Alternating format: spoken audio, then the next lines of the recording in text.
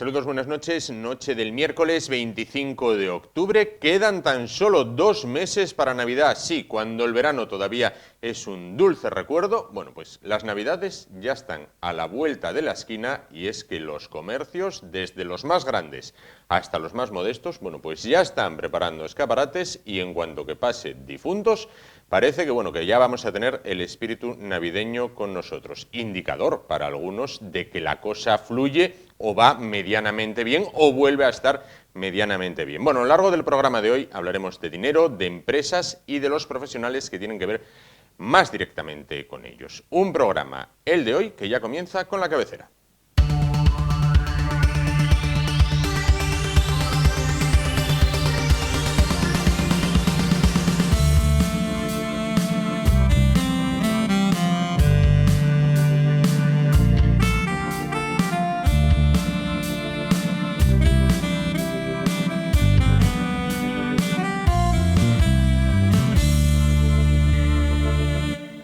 Bueno, y un año más, por estas fechas, bueno, pues se acerca la festividad del Colegio de Empresistas. Después, bueno, pues hablaremos por qué reciben este nombre, el nombre de empresistas.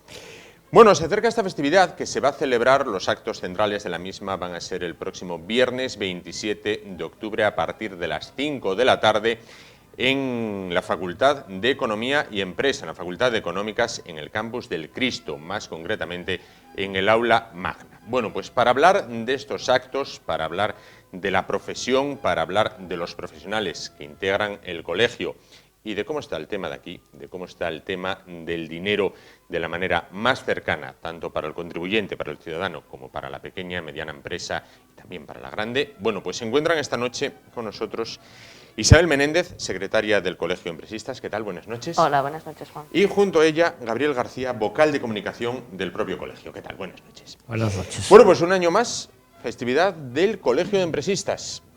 Sí, ya pasó un año. Ya pasó un año, pasa que vuela. Tenemos, bueno, como tú bien dijiste, pues eso, nuestra celebración, los otros actos de homenaje a los colegiados de más de 25 años. Y como estrella vamos a tener una conferencia de José María Gay de Liébana, que, bueno, cuéntanos tú un poco quién es José María Gay de Liébana. El economista más mediático de España, sí. Y además un hombre que lo entienden desde las altas esferas económicas hasta, como decía el presidente Núñez, la portera de su piso. Es verdad, ¿eh? Hemos tenido la suerte de que Gay de Liébana pueda venir a hablar en la festividad nuestra, ¿no? Bueno, el colegio tiene relaciones con él, es decir, que es una persona que de alguna manera es cercana a nosotros, sobre todo a la Junta, y entonces él dijo, bueno, el día que pueda, el año que pueda voy a ir, sí. Y este año pudo venir, ¿eh? Bueno, además va a hablar de la situación de la economía española y del impacto en la economía española del tema de Cataluña. No te puedo creer que se vaya a hablar de Cataluña. Sí. Nunca hemos oído hablar de este tema. Bueno, ahí tenemos el cartel de la convocatoria. Claro, es que hablar de economía en España ahora, sin hablar del impacto de la situación de Cataluña, claro, sin eso no se puede hablar, ¿no? Hombre, en mi opinión, el profesor lo que hace es explicar la economía para que la gente entienda qué es la economía. Y así, los que nos dedicamos a este oficio de la economía, no engañemos a la gente. Bueno, es importante. Que sobre todo, muchas veces la terminología y tal, ¿no? Entonces, es decir, tiene esa gran virtud. Por eso la gente que queda un poco extrañada, bueno, esto es de la economía que habla. No, él explica bastante bien qué es lo que pasa. Claro. Y lo hace muy asequible. No sin rigor técnico, porque es un hombre que habla muy rigurosamente, pero tiene esa facilidad. Sí. Además, como todos los días, muchas veces lo escuchamos por la radio, por aquí, por allí, pues, sí, es verdad. Y claro, para nosotros es una cosa que nos motiva mucho del acto y que está abierto a todo el mundo, no es que vayamos a ir solo nosotros. Claro. Puede todo el mundo que quiera puede ir. Cualquiera que quiera ir a escuchar las palabras del profesor Gay de Liébana a las 5 de la tarde. Insistimos, a las 5 de la tarde, en el aula magna de la Facultad de Económicas y empresariales en el Cristo, en el campus del Cristo en Oviedo. Bueno, pues hay acceso libre y gratuito hasta completar aforo. Bueno, es un aforo grande, pero bueno, siempre es importante ir tempranín y coger buen sitio para ver a este hombre, que personalmente me parece un lujo contar con él, sí, señor, en Asturias, sí, en Oviedo más concretamente, para que nos hable del tema de moda, lógicamente también, de las repercusiones de una posible marcha de Cataluña, las repercusiones en la economía española, las repercusiones en definitiva en el bolsillo de cada uno de los ciudadanos. Y además a este hombre, que quizás muchos lo escuchen por la radio con su conocida frase de abrazos virtuales, bueno, pues van a poder darse un abrazo físico con él. De verdad, incluso, ¿no? de verdad, porque creo sí, que señor. Es una persona muy cercana. Sí, ¿no? señor, sí, señor. Sí lo Pues es. nada. Sí. Perfecto. Bueno, el año pasado, por estas fechas, hablábamos del impuesto de sucesiones. Bueno, denunciabais un poquito la situación en la que estaba Asturias, en la que estaban los contribuyentes asturianos, bueno, cuando se dejaba una herencia. ¿Cómo está el tema a día de hoy? Pues hombre, se consiguió arreglar algo, efectivamente se corrigió el error de salto, que era una de las demandas fundamentales que hacíamos. Se subió el mínimo exento a 300.000 euros, entonces, bueno, conseguimos bajar, digamos, un poquito en la escala de las comunidades que más repercusión fiscal hacía con este impuesto sobre el contribuyente. Pero ya estamos otra vez a la cabeza, porque los andaluces nos adelantaron, subieron esos 300.000 a 1 millón y entonces ya se nos han puesto por arriba. De todos modos, a ver, ha sido un parche, ¿vale? Es una mejora, está bien, pero todavía hay mucho pendiente. Nadie, ni en Andalucía, ni en Asturias, ni en la mayoría de las comunidades autónomas, se acuerda de los descendientes no directos.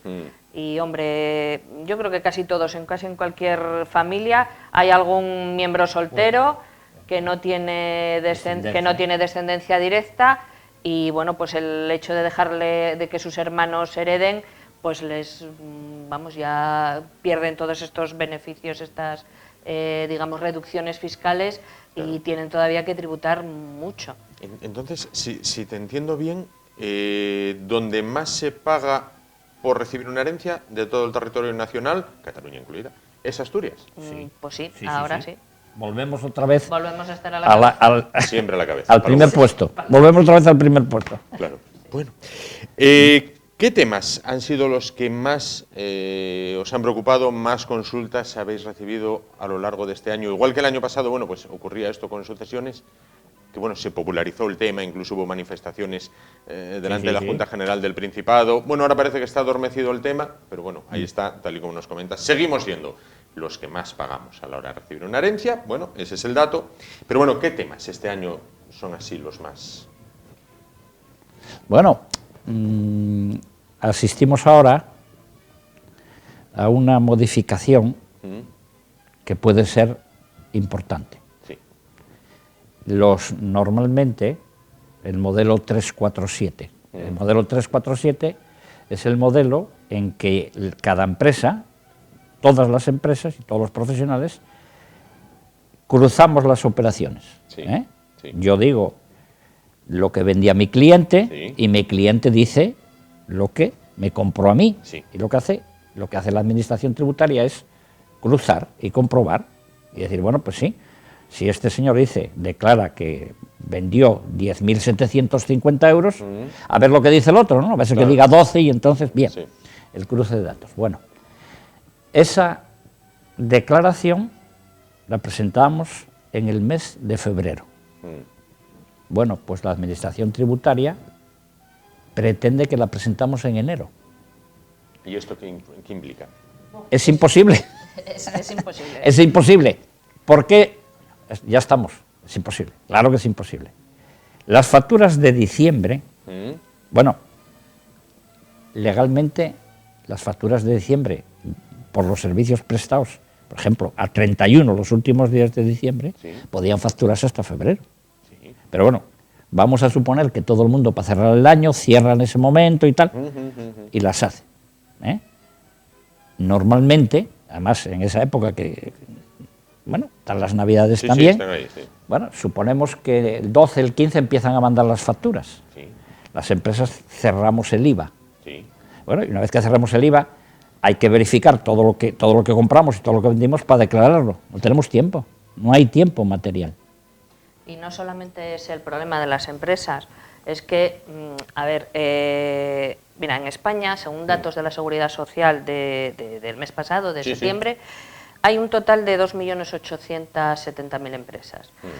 De esas, solamente menos de 200.000 tienen más de 10 trabajadores, con lo cual nos quedan más de 2.600.000 empresas que tienen menos de 10 trabajadores.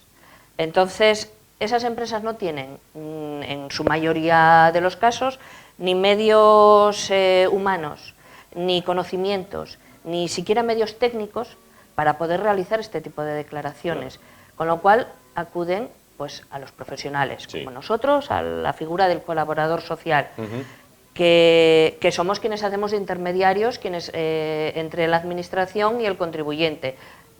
Cubrimos los impresos del modo adecuado, hacemos las comprobaciones, contabilizamos las facturas. Entonces, a ver, cuando a nosotros, los colaboradores sociales, que somos quienes vamos a hacer los 2 millones y pico, y más de 2.500.000 declaraciones, tenemos que recabar, claro, los datos no es de una empresa, es de muchas. De muchísimas. Y tenemos que hacerlo todo a la vez que estamos haciendo el IVA, que estamos haciendo... Es que cuando nos llegan las facturas, tener que contabilizarlas, procesar esos datos y hacer las comprobaciones que lleva el hacer una declaración que sea rigurosa. Con un mínimo de... Claro, con un mínimo de rigor. Es que es prácticamente imposible. No podemos tener... ¿Y a qué obedece que quieran adelantarlo?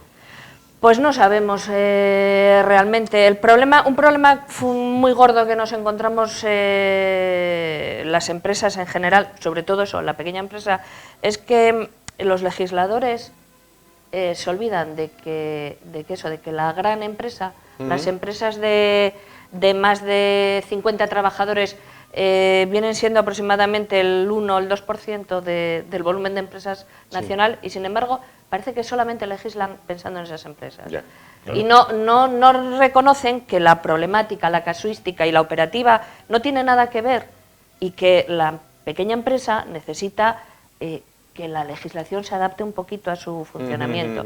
Entonces, pues no sé, parece que están en otras esferas y legislan para... Hay una descoordinación, ¿no? Claro, Sí, exactamente, ese es un Es problema decir, muy grande. el que desde el Ministerio de Hacienda legisla, Sí. bueno, pues está pensando en una empresa muy bien organizada y tal. Sí. Bueno, pues sí, oye. Sí. Pero claro, olvida la realidad de que el país, Claro. el 90% son empresas pequeñas. Son pequeñas y Entonces, medianas empresas. ¿para quién legislamos? Claro, lógico. ¿Para quién legislamos? Bueno, hablabais ahora de las empresas. ¿Notáis que la crisis se va yendo o se ha ido? ¿Notáis más alegría? ¿Notáis que la gente quiera emprender? ¿Que haya más consultas? ¿Que haya un poco más de movimiento? ¿O esto sigue de capa caída? Despacito, ¿no? Podemos poner ahora la canción. La canción.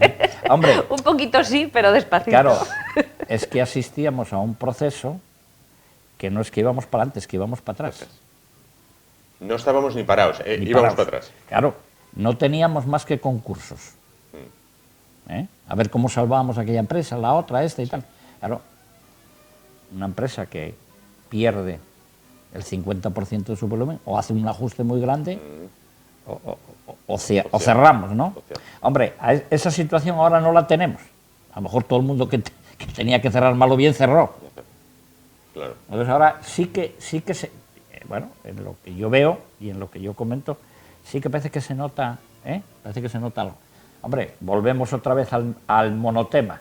Oye, ¿qué va a pasar ahora porque todo el mundo y tal, no sé qué? Bueno, evidentemente todas esas circunstancias grandes, claro, condicionan mucho a la gente porque la gente siempre se dijo que no hay nada más miedoso que $1 millón, ¿no? Entonces, nosotros no tenemos 1 millón, ¿no? Pero bueno, pero igual, con 1.000 euros dices tú, oye, a ver qué pasa aquí. ¿Qué hago con Oye, esto? Claro. date quieto, ¿eh? Claro. Date quieto. Bueno, pues yo tenía pensado comprar el coche, pero bueno, a ver si pasa esto, porque además la empresa mía tiene una filial allí en Tarragona, y entonces, a ver, claro, todo esto lo único que hace es frenar. Evidentemente, ya se observa ahora, ¿no? Porque bueno, el ritmo de crecimiento del país parecía que se notaba algo, ¿no? Claro. Pero ahora, bueno, Se queda ahí un poco el Vamos- tema. vamos a Vamos a observar. hablar precisamente de lo que Gabriel definía como el monotema, porque además es verdad, a la hora que sea siempre se habla algo de ello, ¿no? Cataluña, hay éxodo de empresas desde Cataluña. Bueno, hasta ahora Asturias ha llegado la aerolínea Volotea. ¿Asturias sería un mercado atractivo para las empresas catalanas que deciden irse? hombre, lo es. Es decir, estamos en presencia de una región Sí. con una tradición industrial grande. Sí. ¿eh? Evidentemente, las empresas banderas nuestras por la reconversión, el acero, Sí. el hierro, Carbón. el carbón, la empresa... Esas tienen problemas. Bien. Pero Asturias tiene esa tradición, tiene gente muy preparada, sabe hacer, conoce Sí. lo que es una industria. Bueno, ahora volvemos al principio. ¿Por qué somos nosotros peores que Madrid, por ejemplo? Bueno, aparte de la capitalidad, ¿no? Sí. Bueno, pues nosotros somos peores que Madrid porque si yo traslado mi empresa a Madrid, yo alto ejecutivo o alto profesional, Sí. que puedo tener un pequeño patrimonio, en Madrid no voy a pagar el impuesto sobre el patrimonio. Claro, Y en Asturias voy a pagar impuestos sobre el patrimonio. claro. Es decir, y con patrimonios pequeños, estamos hablando de pagar 10, 12, 15.000 euros. Claro. La escala de renta también es un poco más pequeña en Madrid, pero bueno, ahí podíamos pasar. Y luego... y- Que no hay que olvidarlo. Claro. Que también, efectivamente, si quiero donarle a mi hijo pues una buena parte de la empresa o la dirección de la empresa, pues volvemos a tropezar con el mismo impuesto en el que estamos en cabeza. En eso mismo, si yo pienso en el día de mañana hacer la herencia, ya no solo lo que dice Isabel, bueno, hombre, yo a ver, claro, en Madrid de padres a hijos no pagan en las donaciones, ¿no? Claro. Entonces, claro, me voy a encontrar y voy a pensar y digo, hombre, pues mira, Asturias era apropiado para mí, pero bueno, hombre, claro, pensando que yo, mi equipo directivo y tales, podemos estar sometidos al impuesto sobre el patrimonio y luego que tenemos menores posibilidades en el impuesto sobre sucesiones Sí, o en el impuesto sobre donaciones, eso nos tira para atrás. Claro. Es decir, tendríamos las bases, pero no tendríamos las condiciones idóneas. Evidentemente. Claro. Y es complicado cuando vemos en los telediarios, ¿no? En los informativos, vemos, bueno, al día se van tantas empresas de Cataluña. ¿Es complicado para una empresa hacer este trámite? O sea, el decir, me voy, o simplemente es decir, hasta luego, amigos. Más o menos. O sea, ¿Sí? ahora mismo es muy fácil. Antes tenía la complicación de que, bueno, se requería en la mayoría de los casos, salvo que sus estatutos se hubiesen adaptado, tenían que reunirse la Junta General para acordar. Desde el Gobierno central se ha facilitado que el propio Consejo de Administración pueda hacer el acuerdo y, bueno, pues es la cosa más fácil del mundo, sobre todo para una gran empresa. Hombre, una pequeñita empresa, obviamente es complicado, pero una mediana empresa pequeña le es muy fácil buscarse un local y una sede social en cualquier punto de España o de fuera de España incluso. Y Hombre, establecer... ahí hay ahora, ¿no? Es una cosa un poco curiosa, ¿no? Porque domicilio social y domicilio fiscal. Bueno, eso será de momento, porque tenderá a ser lo mismo, ¿no? Claro, ¿Eh? claro. Claro, una vez que yo establezco el domicilio social en Asturias, que sería la mejor decisión que puede tomar una empresa, sí. pues claro, en ese momento ya hay una serie de tributos Que que empiezan a pagarlos aquí. Ya empiezan a quedarse aquí. Es verdad que el impuesto sobre la renta, el impuesto sobre sociedades, es verdad que los grandes impuestos son nacionales, sí, Sí. pero cuando se va a ver el panorama autonómico y vamos a repartir, Sí. decimos, oye, que yo aporto tanto, Claro. que no oye lo mismo Sí. que si aporta uno mucho menos, ¿no? Sí. Porque puede darse el caso de Dios, oye, vamos a ver, hombre, si vosotros recaudáis 5.000 y recibís 6.000, claro, ahora si nosotros recaudamos en sede del territorio nuestro 10.000 y recibimos 6.000, aportamos 4.000 al fondo común, bueno, no es igual. Claro, claro.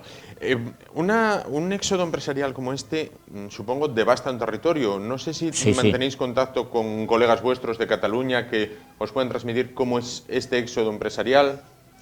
Cuando empezaron a hablar de esto, bueno, porque ya hace, 6 o 7 meses, determinadas empresas que tenían sus proveedores en Cataluña, bueno, pues hablamos, ¿no? Yo recuerdo a algunos. Y dije, oye, ¿qué? Dice, oye, pues estoy un poco preocupado, porque, oye, yo me conecto, mi fuente de aprovisionamiento de Cataluña y tal. Bueno, pero enseguida, ya hace meses, estos proveedores catalanes empezaron a llamarles. Dijeron, estate tranquilo, porque nosotros ya lo tenemos previsto. Las medianas de distribución ya habían trasladado a determinadas partes de España almacenes importantes para empezar a trabajar desde allí. Y dijeron, estar tranquilos, no os pongáis nerviosos, no busquéis otro proveedor, no empecéis a complicaros la cabeza. Nosotros os vamos a seguir sirviendo porque ya tenemos sitios para aprovisionar a España. Por eso, para ello. Claro, entonces yo cuando comentaban esto dije, coño, pues mira, claro, evidentemente, una vez que las circunstancias fueron así, porque ya sabían ellos, es decir, una empresa medianamente organizada no toma la decisión, oye, que hay que... Ya lo sabían, ya estaban en ello. Ya preveían que esto podía pasar. Y ya fueron tomando las decisiones. Por eso, dicen, bueno, cambiaron porque eso ya estaba dentro de los análisis y de las posiciones, y han cambiado los que han cambiado, pero seguirán cambiando el resto, evidentemente. Pues Isabel, de este y otros asuntos, pero centrado en el tema de Cataluña, nos hablará precisamente, por finalizar con lo que comenzábamos, ¿no? El profesor Gay de Liébana, recordamos, Facultad de Económicas Empresariales, Campus del Cristo, viernes, ahí tienen el cartel, viernes 27 a partir de las 5 de la tarde. Isabel, Gabriel, simplemente que invitéis al público, bueno, que quiera asistir, a los asturianos que quieran asistir, tanto estudiantes que están en la propia facultad, que siempre es interesante escuchar una persona de este calibre, como la gente que lo oye por la radio con los abrazos virtuales. Entonces, bueno, que invitéis a las personas a que acudan. Por supuesto, sí, desde aquí hacemos un llamamiento a que todo el mundo pues se tomen el esfuerzo de subir hasta el Cristo, que además con estos días tan fantásticos que tenemos es un paseo, y serán muy bienvenidos y esperamos tener el aula magna llena. Claro. Pero vamos, que no se acobarden, que no se echen para atrás, porque el aula es muy grande. Y además, tengo entendido, porque lo vi en el cartel, que no va a ser un acto de estos que dices, bueno, ya que yo era soporífero. No, va a estar Gay de Liébana, va a estar la tuna, va a haber un sorteo. Vamos a ver, nos americanizamos. Nosotros usamos como denominación empresistas, porque lo que somos, ¿no? Sí. Nosotros trabajamos en la empresa, somos empresistas. Pero el colectivo que agrupa son los antiguos profesores y peritos mercantiles. Digo antiguos porque son profesiones ya desaparecidas de las antiguas escuelas. Agrupa todos los diplomados en las distintas ramas de las ciencias empresariales y todos los licenciados y grados en administración y dirección de empresas. Es un colectivo significativo. Bueno, también, que no lo dijimos, una de las colegiadas nuestras de honor es Susana López Ares, la diputada nacional. La diputada nacional. Bien, la diputada nacional, hombre, salvo circunstancias excepcionales que tenga que dar en Madrid o la llamen y tal, va a asistir, ya confirmó su asistencia. Sí. Y lógicamente, yo que voy a llevar el tinglao, y bien además, le voy a dar la palabra. Bien. Y voy a ver si se moja en esto mismo. En esto mismo. Oye, Susana, esto a nosotros, bueno, os peleo, aquí vamos a fichar algo tal, bueno, ¿qué? ¿Para qué? Bueno, para que ella dé una visión también desde el ámbito de la empresa, pero bueno, más acercada a nuestra tierra, ¿no? Que va a ser, creo yo, muy interesante. Sin duda, pues ahí lo tienen, insistimos, viernes 27 a las 5 de la tarde en la Facultad de Económicas y Empresariales, en el Aula Magna más concretamente. Isabel Menéndez, secretaria del Colegio de Empresistas de Asturias, Gabriel García, vocal de comunicación de este colegio. Muchísimas gracias por estar esta noche con nosotros y todo el éxito del mundo para esta conferencia que cuenta con un conferenciante de lujo como es Gay de Liébana. Y a la hora de despedirnos en esta entrevista y hablando de Gay de Liébana, solamente antes de ir a publicidad tengo que enviarles abrazos virtuales. Nos vemos a la vuelta de publicidad. Hasta ahora.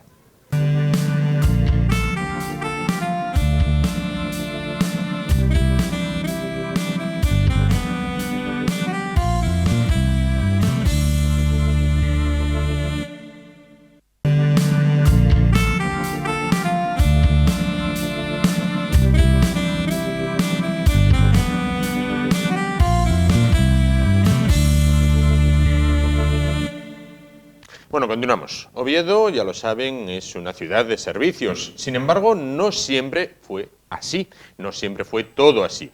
Hubo un momento en el que la ciudad pues, tuvo incluso un pasado industrial, no tan grande como el que ha podido tener Avilés o La Felguera o Mieres, pero este pasado industrial en la ciudad venía representada por distintas fábricas, como puede ser la fábrica del gas y principalmente la fábrica de armas de La Vega o la fábrica de armas de Oviedo. Bueno, vamos a hablar a continuación con una persona que sabe y mucho, bueno, pues de este recinto, ahora ya abandonado.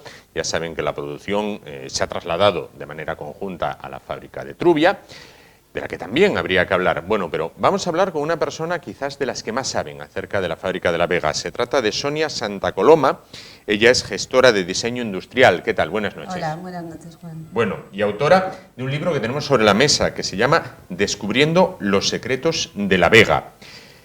Bueno, porque La Vega, nos comentaba, son 126.000 metros cuadrados, casi nada, ubicados prácticamente en el centro de la ciudad, a muy pocos minutos del centro de la ciudad, que con todo ese terreno y con todos los años en los que estuvo la fábrica, tienen que guardar tesoros y secretos prácticamente. Sí, es una ciudad dentro de otra ciudad, realmente, ¿no? Tras pasar esos muros, la sensación que te da es que el tiempo realmente se ha parado ahora mismo, que esa es un poco la sensación que da. Y sí que es verdad que todo lo que yo he podido compartir y el tiempo que estuve allí trabajando y investigando, pues veías que ese mundo de secretismo que siempre hay dentro de lo que es la industria, como es evidente, claro. Sí, tiene, y más una industria militar. Exacto, exacto. Pues queda ahí y queda en las familias, queda en la formación y, bueno, es algo que yo pienso que a día de hoy se debería conocer. Es el momento de apertura, ¿no? Y de saber realmente qué significó, porque yo creo que a día de hoy todavía no se es consciente, ¿no? de esa importancia que tuvo, que tiene y que yo creo que debe tener en un futuro para nuestros hijos, para nosotros mismos. Claro. ¿No? Hace unas fechas, bueno, realizaban un recorrido por la fábrica. Bueno, ¿qué es lo que se puede ver? Las personas que realizan el recorrido, estas personas están interesadas, notan que hay interés en conocer lo que durante años, bueno, pues solamente los trabajadores podían ver. Como digo, era un recinto de fabricación armamentística y no estaba abierto, lógicamente, a todo el mundo. La primera pregunta que todo el mundo me hace y que, bueno, pues yo misma me hacía cuando tenía la inquietud de poder entrar, ¿qué están haciendo ahí? Vivo enfrente y no sé lo que hacen, ¿no? Entonces, ayer haciendo la visita, pues muchas personas me preguntan, mira, es que yo tengo una casa aquí justo y me gustaría conocerlo, ¿no? Había varios perfiles, personas que han trabajado en la fábrica y entonces el sentimiento de nostalgia y de dolor también, que yo también comparto, ¿no? Porque cuando lo has visto trabajando, cuando has visto los sistemas de metrología, todo lo que ha habido ahí y que ha desaparecido y que no existe y que además es que se está cayendo, pues dices tú, bueno, ¿cómo comparto yo estas cosas, ¿no? Entonces estamos en el perfil ciudadano, que tiene esa inquietud, en el perfil de la persona que ha estado allí trabajando, y luego otro perfil que es el estudio propio de lo que es la historia del monasterio de La Vega, ¿no? Entonces yo lo dividiría así en ese tipo de inquietud, ¿no? Claro. Un poco como hablaríamos así en términos industriales, un poco como clientela diferente. Claro, ¿no? claro. Entonces creo que si puedes dar respuesta a cada una de esas personas, de esas inquietudes, pues es muy bonito. Ayer, por ejemplo, cuando entramos, yo es verdad que me iba a centrar en el diseño industrial, ¿no? Entonces, sí. bueno, nos cerraron la parte del claustro, de repente. O sea, ha habido así un poco cambio de planes, por así decirlo. Son cosas con las que no podemos contar. Pero sí que es verdad que hice un poco, en cada recorrido y en cada nave que estuvimos, un poco de historia, un poco de procesos, porque es importante dar esa visión, ¿no?, general. Importantísima la formación, ¿no? Estuvimos en la Escuela de Aprendices, creo que es de verdad una visita imprescindible. ¿Cuándo es la próxima? Pues hoy ha habido una visita de arquitectura. Me gusta mucho además el enfoque de las jornadas, que claro, se han ajustado un poco a lo que se deja ver. Claro, ¿no? claro. Pero sí que es verdad que han cogido perfiles diferentes. Si yo tocaba el tema del diseño industrial más enfocado en la industria, hoy había un perfil más de arquitectura, con lo cual analizas un poco más a nivel técnico, claro. ¿no? Hacen visitas desde otro punto de vista. Entonces eso es muy interesante porque la gente que va está recibiendo conocimientos, ¿no? Y todo aporta y todo suma. Y yo, por ejemplo, cuando escribí el libro, era consciente que no se había escrito nada parecido desde el punto de vista del diseño industrial de la producción. Sí. Se han escrito cosas pues, desde la historia, Sí. pero realmente ese punto de vista es diferente, ¿no? Es algo que bueno, y de hecho, ex trabajadores que lo leyeron, me trasladaron pues, bueno, un poco es verdad, tienes razón, y dejas patente ese proceso tan importante, y yo buscaba el buen hacer. Claro. No tanto el tema armamentístico como armamento, ¿no? Porque es una cosa que, bueno, no dejan de ser armas y no dejan de ser cosas que matan, ¿no? Entonces, bueno, sí, pero tampoco... Claro. Entonces, ahí es una cuestión de... Yo buscaba una metodología y un buen hacer, y eso lo hay. Lo hay y es demostrable, ¿no? Entonces yo eso era lo que quería trasladar a la ciudadanía. ¿Qué grado de conservación tiene lo que aún queda dentro de la fábrica? Quiero decir, por ejemplo, mucha gente ve lo que muchos conocen como el Castillo Rojo, que es bueno, pues, la puerta principal. Está que se cae. Está que se cae. Luego están los chalés de la tenderina, que exteriormente parece también que se caen. Sí, bueno, por dentro yo creo que no me atrevería ni a pisar nada. Claro. Esos chalés además guardaban, porque realmente no hay nada. Son bien bonitos, al menos exteriormente. Sí.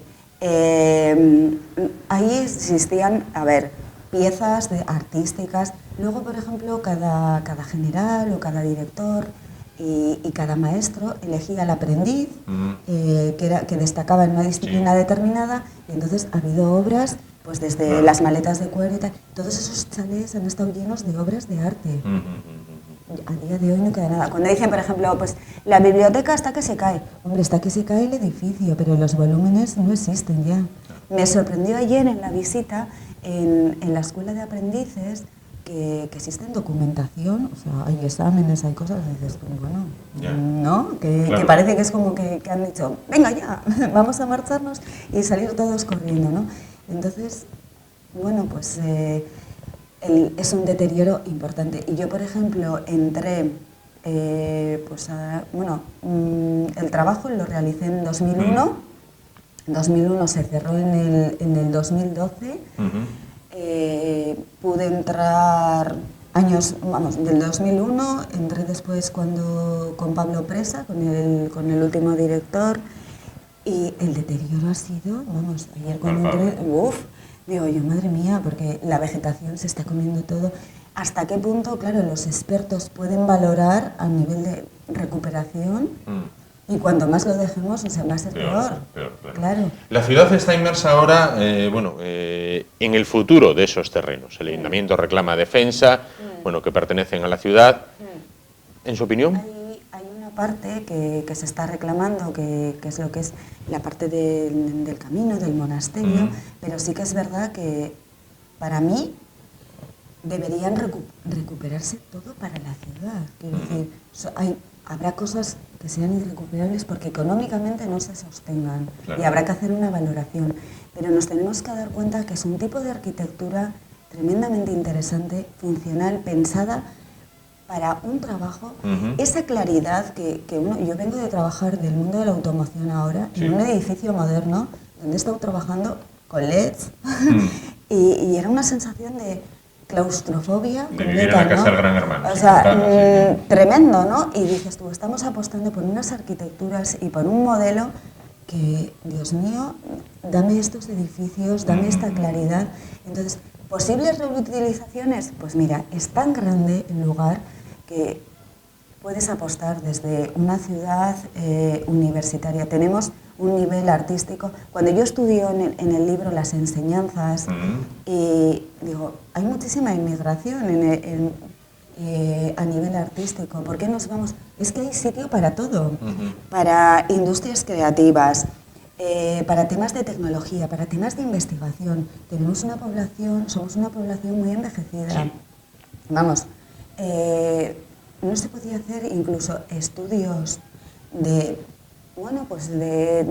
investigación a nivel de dolor, a nivel de tercera edad. La fábrica en un momento determinado hizo estudios, y yo pude compartirlos con el director, hizo estudios con una empresa MBA en temas de implantaciones quirúrgicas, ¿no? Y recuerdo esta reunión con él y dice, Sonia, espera un momento. Entonces se metió en su despacho y sacó una rótula hecha en titanio. Es una precisión, o sea, todo el buen hacer de la fábrica estaba buscando también una diversificación, ¿no? Entonces me enseñó, a mí me interesaba muchísimo, realmente, porque yo misma, y yo lo cuento en el libro, yo misma sufro ese tipo de dolores, ese tipo de implantes, tal, ¿no? Entonces decía yo, ¿y cómo? Pues mira, hemos hecho un acuerdo, realmente un acuerdo, investigación, industria, Estado, es súper importante a nivel tecnológico. Entonces, ese conocimiento, que por desgracia, claro, se ha perdido, pero sigue existiendo, porque las personas se han formado. Entonces yo decía, por favor, no perdamos ese buen hacer, porque cuando tú eres dueño de un conocimiento, tienes un poco la sartén por el mango, ¿no? Sí. ¿Sabes? No dependes de cosas de fuera, sino, mira, vamos a ser pioneros en este campo, busquemos. Siempre tiene que haber una estrategia. Entonces yo creo que a veces lo que fallan son las estrategias de lo que queremos. ¿Queremos apostar por una ciudad de servicios y de turismo? Vale, montemos una estrategia en función de ese camino. De a donde queremos, queremos llegar. Sí, exacto. Entonces, creo que va todo en función, pero espacio hay de sobra, Juan. Claro. O sea, no, espacio es inmenso, 126.000 metros cuadrados, vamos. Entonces, propuestas. Y lo mismo que hablamos de la Vega, yo creo, en su día, yo también trabajé en la fábrica del gas, que le hicieron una propuesta, ¿no? Y dices tú, no será por... Que ahí está medio abandonada, por no decir abandonada entera. Sí, no será por propuestas, no será por ideas, no será por personas que realmente queremos aportar algo más, ¿no? Sin duda. Pero, bueno, pues ahí está. Claro. Hagamos algo, se necesitan traer inversiones, se necesita apostar y se necesitan también cosas reales y valorarlas, porque yo creo que hay mucha gente cualificada y mucha gente que lucharía por proyectos. Y yo ayer ponía una nota en un papel que entregué, porque no teníamos ningún medio técnico. Entonces para mí era bastante difícil trasladar en una nave que está absolutamente vacía, decir, bueno, señores, aquí había 9 fases en las que pasamos desde un tratamiento de una madera hasta el arma final, ¿no? Todo ese proceso. Entonces, sí que es verdad que dejé una nota que bueno, era un poco la impronta de la FAO, ¿no? Que era una nación sin industria, es una nación que está abocada al fracaso. Entonces también tenemos que pensar en eso. Está muy bonito pasear, está muy bonito los parques y todo, pero necesitamos un tipo de industria. Entonces, apostemos por ello. Claro. Vamos a hablar, muy brevemente, de la fábrica hermana, la de Trubia. ¿Guarda también secretos y tesoros por descubrir? Más allá de la fenomenal biblioteca y la colección de bustos hechos en bronce. Pues a mí me parece, bueno, Trubia sigue en funcionamiento, con lo cual, claro, los procesos, guarda cosas de la Vega, evidentemente, maquinaria y mucho conocimiento, y ahora mismo tiene un proceso, o sea, ellos están fabricando, entonces posiblemente estarán en lo último de lo último a nivel de tecnología. Claro. Estamos hablando de un campo que siempre tiene que ir por adelantado. Vanguardista, sí. Vanguardista. Entonces, habrá mucho que decir. Ahora, que dejen entrar, yo tuve la gran suerte, y realmente lo dejo por escrito, ¿cómo fue ese momento de poder entrar en la fábrica de La Vega? Es que se cruzaron como, de repente, confluyeron como muchas cosas para que una persona interesada en buscar el origen del diseño industrial pudiera entrar. Entonces, claro, todos incluso siempre me da muchísimo respeto volver a entrar, ¿no? Porque hay una especie como de pared siempre como de ocultismo, ¿no? Y también me lo trasladaba ayer las personas que estaban haciendo conmigo la visita, ¿no? Me dice, bueno, aquí hay una sensación como de secreto. Digo, sí, pues Trubia tiene ese mismo secreto. Ahora, planteamientos, yo siempre digo, ayer hablaban de hacer un museo, bueno, porque hay muchísimas cosas desperdigadas, ¿no? Y yo decía, bueno, hagamos un museo, a mí me parece fenomenal, tanto pues de las partes que ya no funcionan en Trubia o de las partes de La Vega, pero por favor que sea un museo que tenga vida, porque claro, yo me he cansado de visitar museos y al final se convierten un poco como en departamentos estancos y al tercer revólver que ves dices tú, es que no me interesa nada. Claro. Sin embargo, si tú haces una presentación donde traslades esa metodología y ese saber hacer y esos tiempos y ese aprendizaje, esa es la gran... El gran corazón de estas fábricas, que no existe hoy en día. Eso es lo que nosotros debemos transmitir a nuestras generaciones. Eso se ha perdido, ese respeto a lo que es la figura de esa persona que te está enseñando, ¿no? Entonces, realmente yo lo he trasladado y decía, bueno, si queremos hacer un poco un recordatorio, ¿no? Y de esa diversificación, pues para mí, pues ejemplos, por ejemplo, visitando el Museo de Éibar, sí que es verdad que la ubicación te puede gustar más o menos, pero sí que es verdad que el planteamiento de trabajos manuales y luego la diversificación en las demás industrias está muy bien conseguido. Entonces miremos ese tipo de modelos y nosotros es que podemos mejorarlo, porque yo siempre me decían, jo, es que miras igual al País Vasco y tal. Digo yo, sí, pero yo no lo miro a veces como un referente, porque en muchas cosas nosotros lo superamos, ¿sabes? Entonces... podemos dar mucho más, ¿no? O debemos. O debemos, sí. Para finalizar, ¿qué es ser gestora de diseño industrial?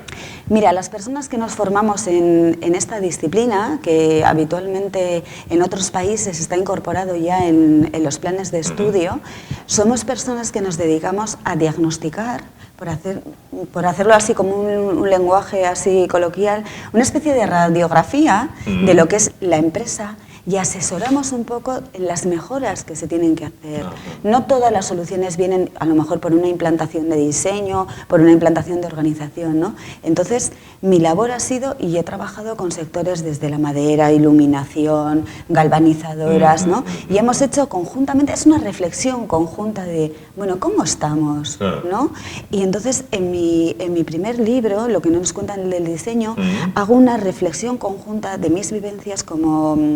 bueno, como consultora. La palabra consultor es un poco como que asusta un poco, ¿no? Entonces, es una especie de compartir contigo cómo estamos, cómo nos vemos, y cuando me ha tocado realmente realizar ese tipo de trabajos, y ahora mismo, por ejemplo, voy a hacerlo con una empresa de vidrio de Bilbao, las respuestas, tú vas viendo en la cara de las personas con las que compartes, ahí va, sí, estamos fallando en esto, pero es que nunca tienes tiempo porque la vida de la industria va muy rápida y tiene que ir muy rápido, ¿no? Entonces, no hay esos momentos de, bueno, voy a parar y, uy, en esto no he caído, ¿no? Y es muy importante también que los gestores de diseño, en este caso, conozcamos también la oferta que hay en el mercado, ¿no? Porque yo te digo, mira, podemos hacer un tema de producto. Necesito conocer qué buenos profesionales hay en este mundo, porque no todo vale. Entonces sí que es verdad que yo me he encontrado que no ha habido buenas experiencias, entonces eso ha llevado a no confiar en un sector determinado. Pues no, entonces es puro conocimiento y traslado de un lado a otro, y sobre todo una cuestión de lenguaje, porque la empresa probablemente está hablando un lenguaje y las personas que están ofertando sus servicios otra. Entonces, ahí sí que ha habido bastante problemática, ¿no? Y bueno, el poder unir esos mundos es realmente muy satisfactorio. A veces las cosas van bien y se puede innovar. O sea, no hay soluciones mágicas. No, lógico. Y a veces te llaman cuando el agua está así, ¡ay, Dios mío, me estoy ahogando!, ¿no? Y dices tú, madre, podríamos haberlo igual... Podríamos haberlo cogido un poquito antes. Sí, pero nunca es tarde. Nunca, sin duda. Pues Sonia Santa Coloma, gestora de diseño industrial y autora de Descubriendo los secretos de la Vega y también anteriormente del libro Lo que no nos cuentan del diseño. Muchísimas gracias por estar esta noche con nosotros, bueno, y acercarnos lo que es ese espacio de 126.000 metros cuadrados que pueden o deben, sin duda, marcar el futuro de la capital asturiana en el siglo XXI. Muchísimas gracias por estar esta noche con nosotros. Nos vamos a publicidad y en un momento volvemos para continuar con el programa de hoy. Hasta ahora.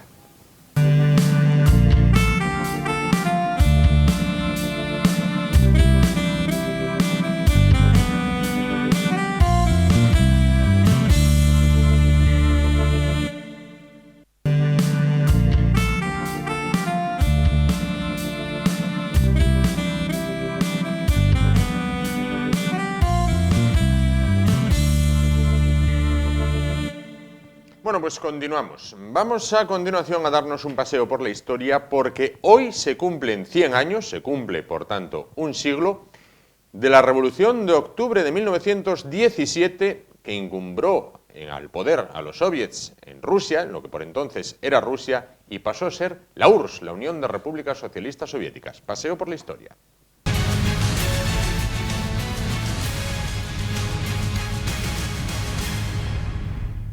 Bueno, 100 años de este momento histórico que cambió para siempre la historia del mundo. José María Rodríguez, profesor de Historia, ¿qué tal? Buenas noches.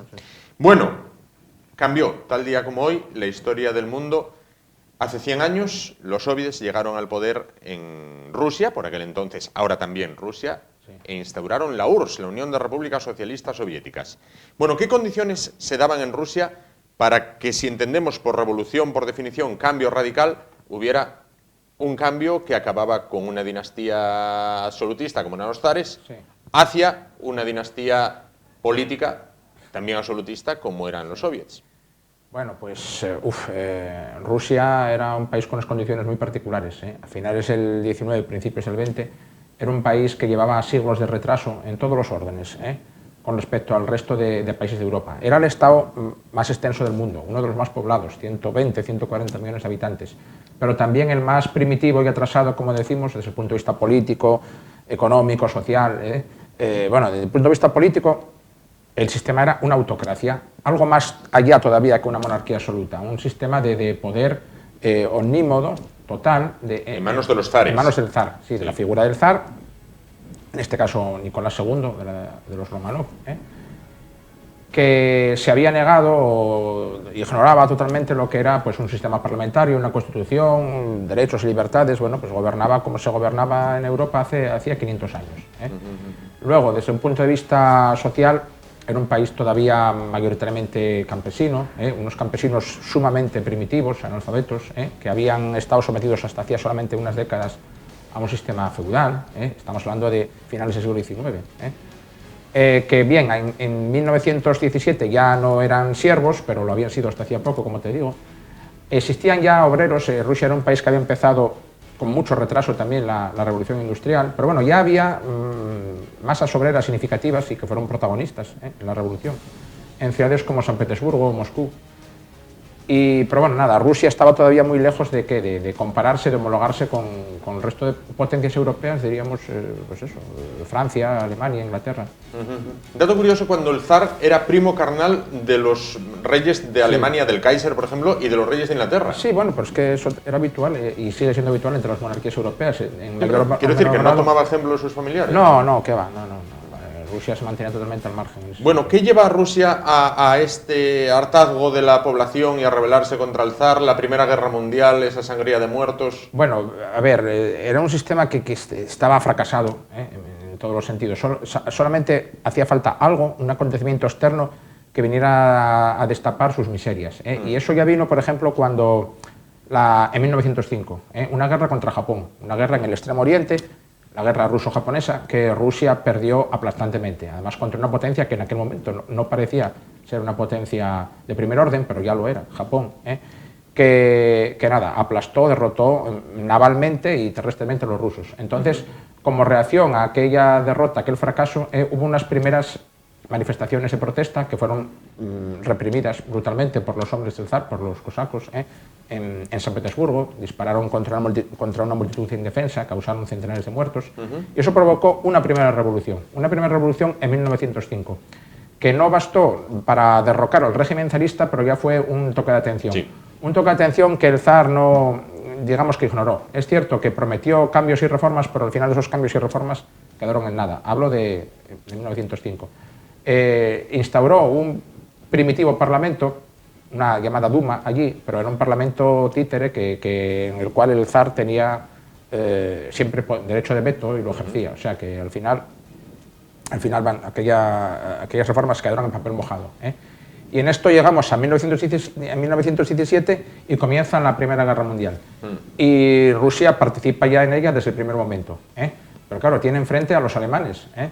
Y entonces ahí se vieron las carencias, las miserias del ejército ruso, enorme, gigantesco, pero también atrasado e ineficaz, que no paraba de sufrir derrota tras derrota frente a los alemanes. Entonces esas derrotas, pues no además estimularon el descontento popular, el descontento de los campesinos, que también, bueno, pues los campos eran abandonados, ya que los campesinos eran reclutados para la guerra. Y ese malestar, catalizado por la guerra, pero que ya venía de muy atrás, dio origen, o fue el detonante, de la primera fase de la revolución, la fase de febrero, que es la llamada fase burguesa. ¿Por qué? Porque en ese primer momento todavía no los comunistas, los bolcheviques, toman el poder. Lo toma el poder un gobierno provisional que querría homologarse más o menos a los gobiernos occidentales. Sí. ¿Vale?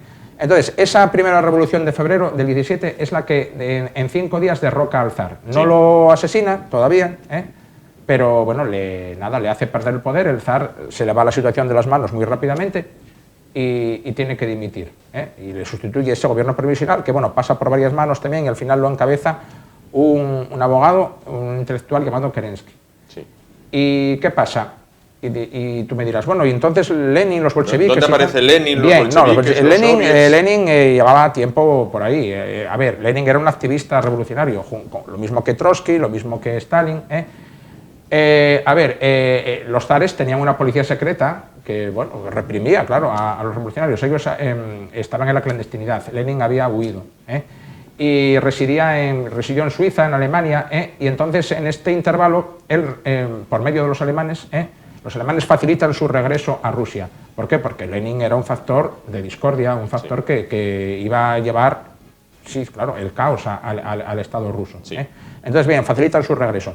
Entonces Lenin llega a Rusia y él se da cuenta que esa primera revolución no es la que ellos querían. Él está dispuesto a que el partido bolchevique, que es, bueno, el otro nombre que podemos darle al partido comunista, asuma el poder. Entonces él está en contra de los zares, por supuesto, pero también está en contra de un gobierno burgués democrático. Sí. No es lo que él quiere. Entonces cree necesario poner cuanto antes en marcha la segunda fase de la revolución, la auténtica revolución, la que le lleve a él y a los suyos al poder. A ver, hacemos aquí un pequeño intervalo para hablar de Lenin y el bolchevismo. Bueno, Lenin en principio seguía las doctrinas de Marx, pero Marx decía, la doctrina original de Marx, pensada a mediados del 19, decía que la revolución habría de surgir espontáneamente por parte de las masas obreras en un país en el cual el capitalismo y la sociedad industrial estuviera ya plenamente desarrollada. Y más que desarrollada, que el capitalismo estuviera ya tan desarrollado que hubiera llegado a las últimas contradicciones. Sí. Pero claro, Lenin se da cuenta de que en Rusia el capitalismo no está desarrollado, los obreros no son demasiados, ni mucho menos, que allí lo que priman son las masas de campesinos. Sí. Y que si hay que esperar, iban a pasar décadas todavía antes de que se dieran esas condiciones que Marx preveía para la revolución. Entonces Lenin introduce modificaciones en la teoría marxista. Dice que hay que contar con los campesinos, que en un país como Rusia sin campesinos no habrá revolución. No se hace nada, sí. Y luego que tampoco hay que esperar que el capitalismo entre en contradicción, porque no, que hay que provocar la revolución, hay que planificarla y hacerla posible, que eso se llama el voluntarismo revolucionario.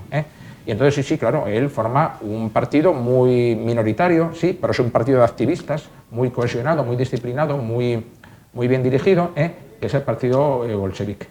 Y ellos, desde luego, que planificarán a conciencia esa revolución y la llevarán a cabo con mucha precisión en el momento más conveniente. Y todo se desencadena hace hoy 100 años, un 25. Sí. Bueno, la noche del 24 al 25, pero ya en el 25 se desarrolló los hechos principales. Bien. ¿Qué papel juega dentro de esa debacle de los zares una figura tan enigmática como es Rasputín? Bueno, Rasputín, a ver, su presencia fue antes de la revolución. Él muere, lo asesinan antes de que la revolución empiece.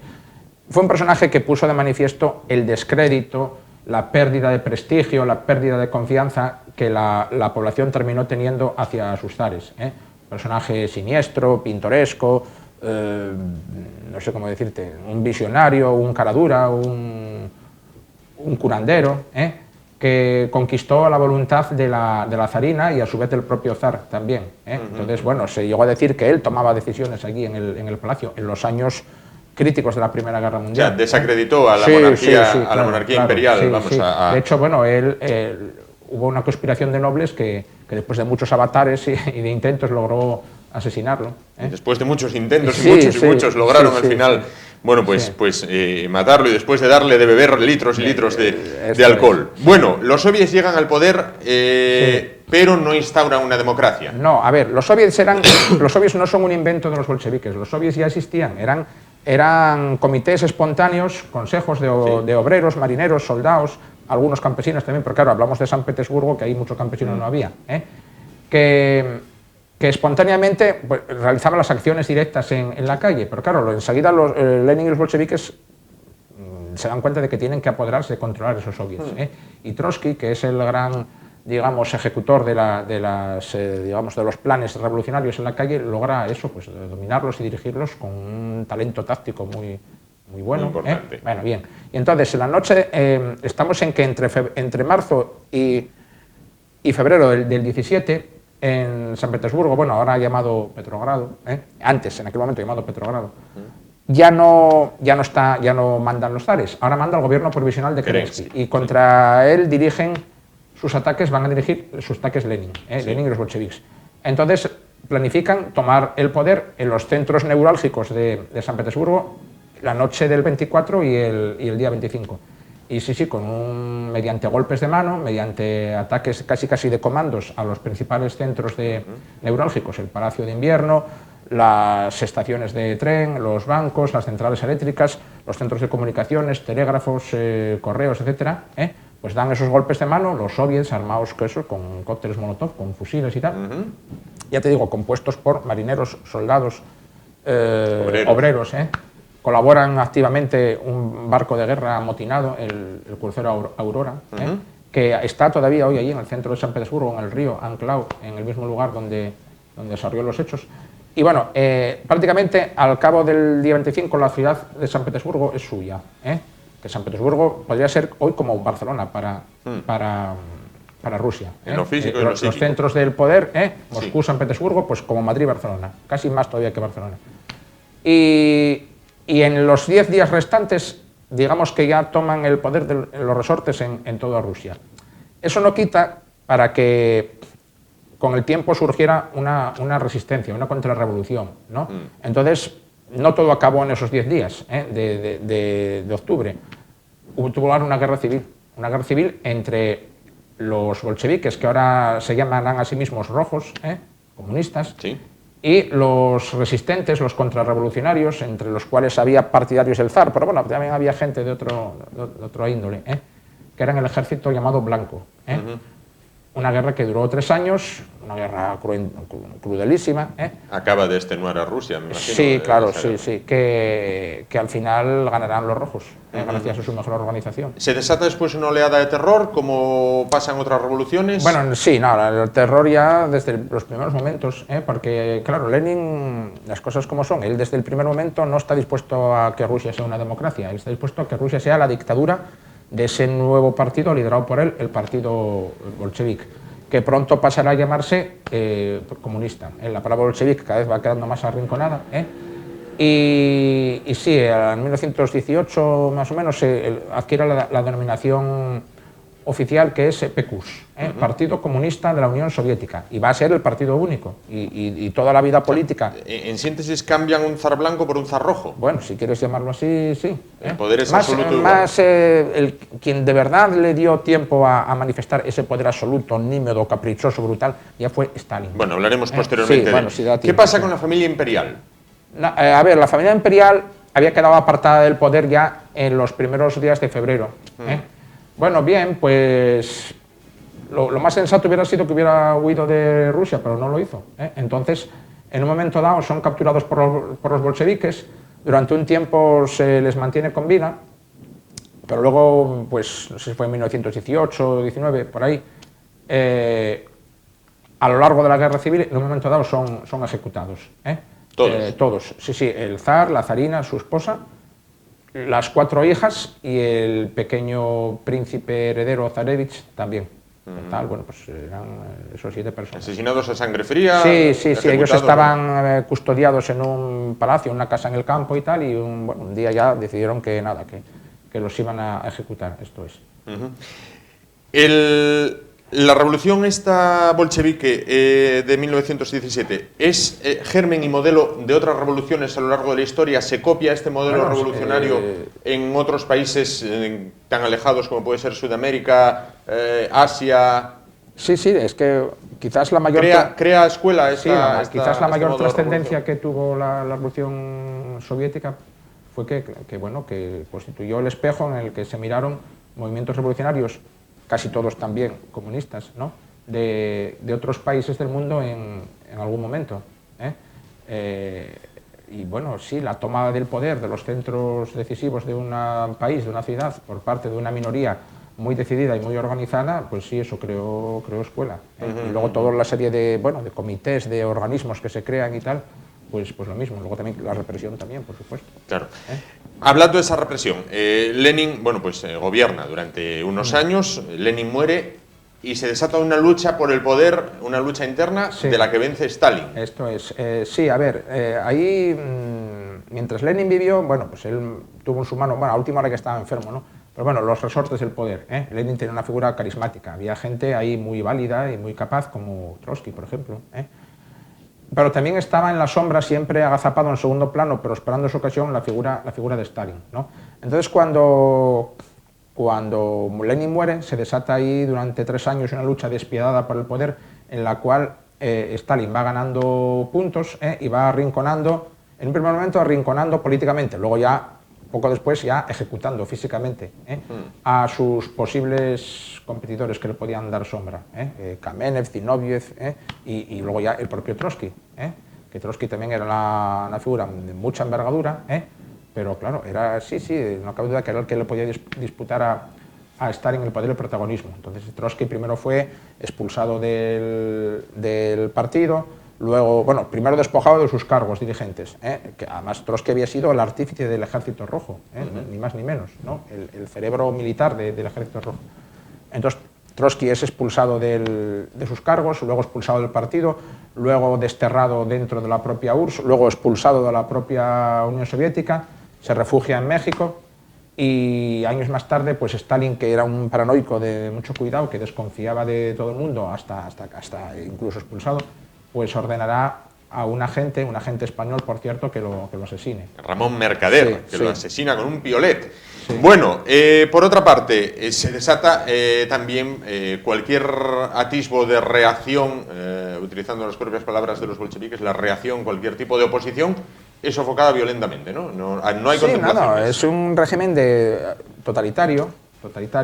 Ya, a ver, el momento en que ya la propia guerra lo exige casi, ¿no?, es durante la guerra civil.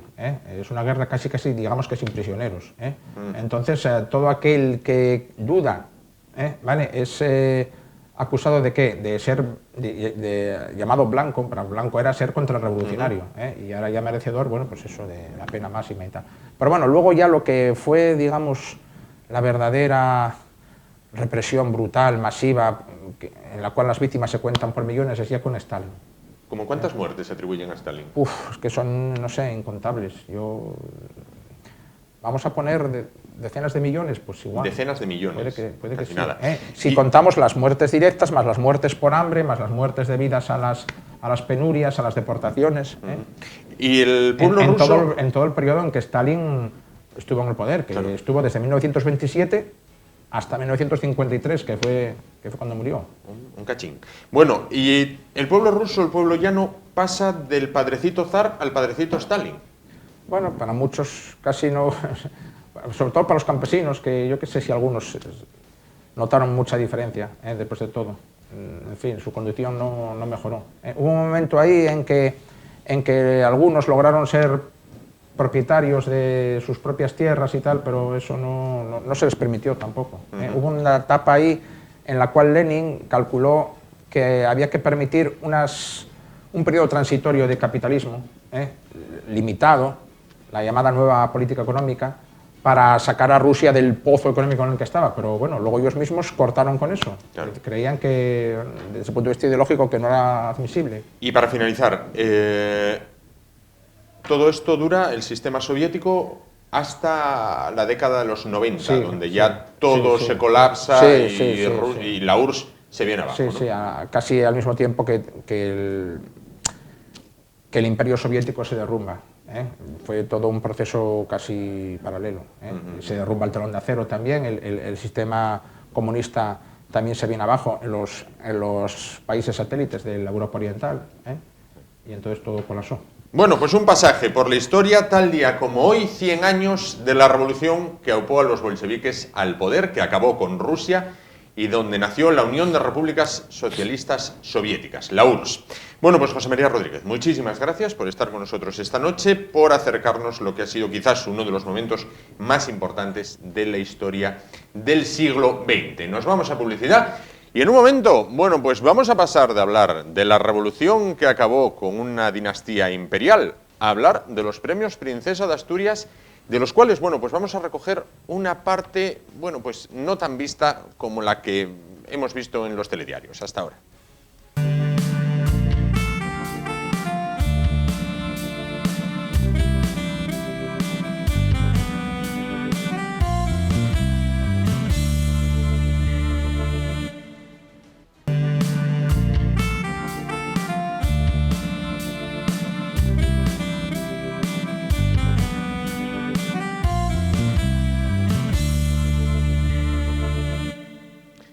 Bueno, pues premios Princesa de Asturias, qué lejos quedan ya, ¿verdad? Bueno, pues fueron el viernes, sin embargo, bueno, aún colean y hoy queremos ofrecerles algunas imágenes, bueno, pues quizás poco vistas, quizás llamativas, no tanto en cuanto a lo que tiene que ver ni con los discursos de Su Majestad el Rey durante esta ceremonia de entrega, esta solemne ceremonia de entrega celebrada, como siempre, en el Teatro Campo Amor, ceremonia de entrega de los premios Princesa de Asturias, sino, bueno, pues de esa parte que lleva, bueno, pues el glamour, quizás algunas personas se fijen en el vestir, bueno, pues los premiados, el ambiente que se vive en unos premios que convierten a Asturias en general y a Oviedo en particular de capital mundial de la cultura globalizada. Bueno, pues este es un recorrido por la otra cara de los premios a ritmo de música.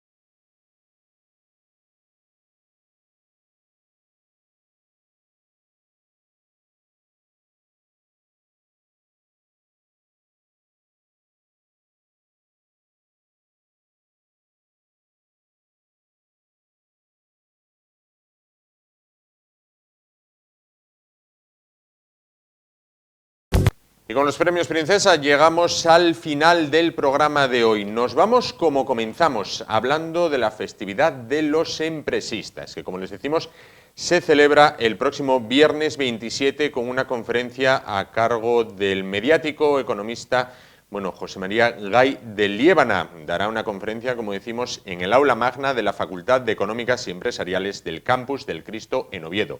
Conferencia con acceso libre y gratuito hasta completar aforo. Va a merecer la pena porque si alguien sabe explicar la economía para todos los públicos, incluso para los muy torpes, este sin duda José María Gay de Liébana. Ya lo saben, Facultad de Económicas y Empresariales, Campus del Cristo, viernes 27 a partir de las 5 de la tarde. No se lo pierdan. Nosotros volvemos mañana. Será hasta entonces. Gracias por su atención, por estar ahí un día más en el Y de Asturias Televisión. Volvemos, como decimos, mañana jueves a partir de las 10 de la noche. Hasta entonces, sean felices. Chao.